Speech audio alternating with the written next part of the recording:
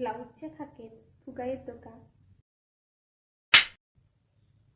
Hello friends, welcome to back Vaishnavi style studio.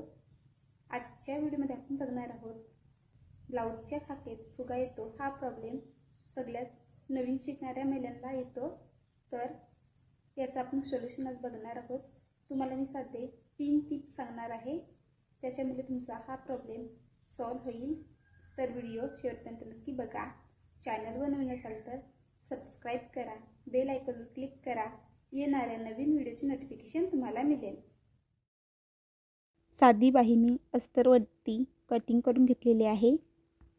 अस्तरपेक्षा extra main fabric cutting करून घेतलेला आहे. साधी बाही कशी कटिंग करायची याचे व्हिडिओ आपल्या यूट्यूब चॅनलवरती अपलोड आहेत, तर नक्की बघा. डिस्क्रिप्शनमध्ये मी लिंकसुद्धा टॅग केलेली आहे, तिथून तुम्ही व्हिडिओ बघून साधी बाही कटिंग करू शकता. जो आपला डाऊनमध्ये शेप आहे तो आपला पुढच्या भागाचा आहे आणि त्या बाजूने मी अशा पद्धतीने खून करून ठेवलेलं आहे मार्किंग. तर ते दोन्ही डाऊन शेप आपल्याला अशा पद्धतीने एकाच साईडने करायचे आहेत.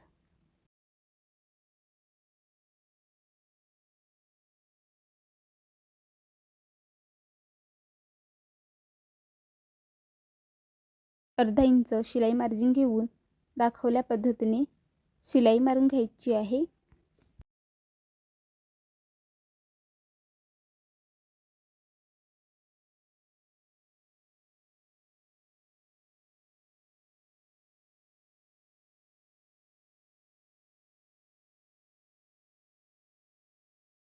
उलट करून दाब शिलाई मारायची.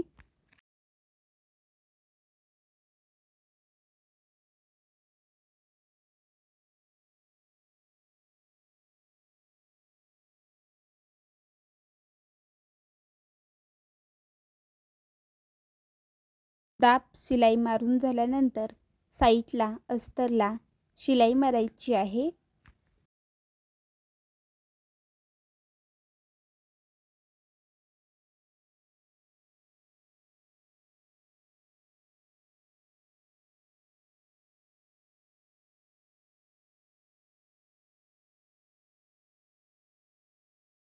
अस्तरपेक्षा एक्स्ट्रा फॅब्रिक आहे तो कटिंग करायचा. तर याच पद्धतीने आपण दुसरी बाही रेडी करून घ्यायची आहे.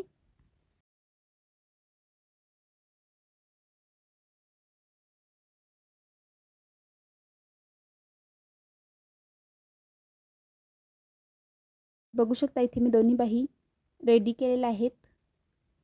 हा माझा तयार मागचा भाग आहे आणि हे मी दोन्ही कटोरीचे पुढचे भाग तयार केलेले आहेत. तर अशा पद्धतीने व्यवस्थित ठेवून आपल्याला पिनअप करून घ्यायचं आहे.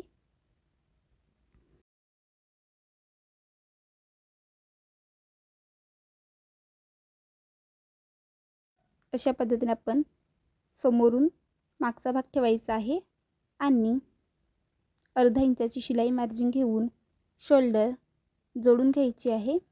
तर बघू शकता, इथे मी डबलची शिलाई मारून घेतलेली आहे आणि गळ्याच्या बाजूने ओव्हरलॉक करून घ्यायचं. तर त्याच पद्धतीने आपण दोन्ही साईडने शोल्डर जोडून घ्यायचे आहे.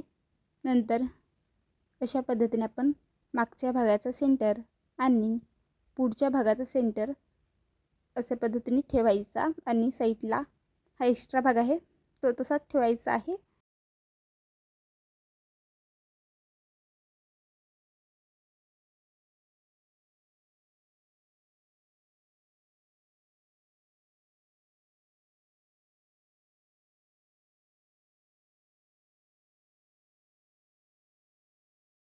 महत्त्वाची पहिली टीप आहे की अशा पद्धतीने आपण ठेवायचं आहे आणि मुंढा हा कमी जास्त असेल तर दोन्ही मुंड्याचे भाग व्यवस्थित सारखेच मापाचे करायचे. तर मी अशा पद्धतीने कट करून घेते.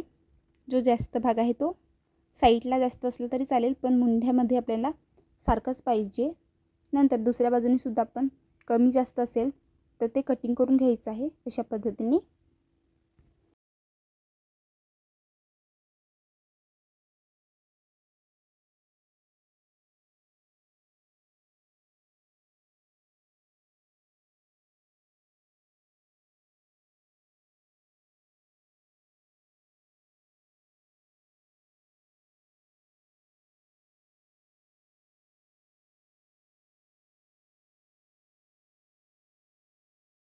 पद्धतीने आपण शोल्डरसुद्धा जास्त जर असेल तर ती पण कट करून घ्यायची. नंतर आपण बाही घ्यायची आहे. ही तुमची दुसरी महत्त्वाची टीप आहे. तर अशा पद्धतीने बाही पकडायची आणि इकडच्या साईडने जर 2 इंचापर्यंत हे मेजरमेंट जास्त होत असेल तर ते कट करायचे. पण इथे बरोबर होतं आहे आणि हा आपला शेप आहे तसाच ठेवायचा आहे. फक्त आपण जेव्हा फिटिंग करतो तो भाग जर जास्त कमी असेल तर कट करून घ्यायचा. नंतर तिसरी महत्त्वाची टीप की बाही आपण व्यवस्थित ब्लाऊजला अटॅच करायची आहे. तर त्यासाठी आपण शोल्डरवरती बाहीचा सेंटर ठेवायचा. सेंटरपासून अर्धा इंचाची शिलाई मार्जिन घेऊन एका साईडने बाही जोडून घ्यायची. तिथूनच फिरवून डबलची शिलाई मारायची आणि दुसऱ्या साईडची बाही जोडायची आणि परत तिथून डबलची शिलाई घेऊन शोल्डरपर्यंत आणायचं आणि तिथून आपली शिलाई काढायची. तर याच पद्धतीने आपण दुसऱ्या साईडची ही बाही ब्लाऊजला अटॅच करून घ्यायची आहे.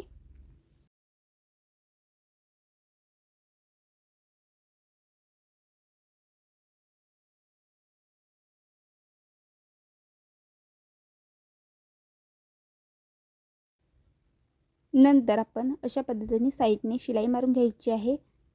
आपला सेंटर आहे तो व्यवस्थित ठेवायचा आणि जर साईडने जास्त कमी होत असेल तर ते चालेल, पण आपण अशा पद्धतीने सेंटर बरोबर ठेवायचं आहे, म्हणजे मागच्या भागाचा आणि पुढच्या भागाचा. नंतर साईडला शिलाई मारायची. मेजरमेंटनुसार ब्लाऊज फिटिंग करून घ्यायचा आहे.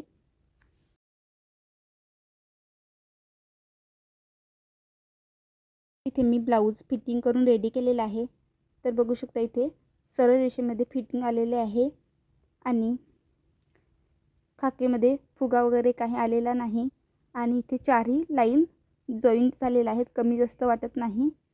तर अशा पद्धतीने आपलं ब्लाऊज जर रेडी झालं तर फिटिंग परफेक्ट येईल आणि खाकेत फुगासुद्धा येणार नाही. तर अशाच नवीन व्हिडिओसाठी आत्ताच वैष्णवी स्टाईल स्टुडिओ या यूट्यूब चॅनलला सबस्क्राईब करा. बेल आयकॉनवर क्लिक करा. येणाऱ्या नवीन व्हिडिओची नोटिफिकेशन तुम्हाला मिळेल.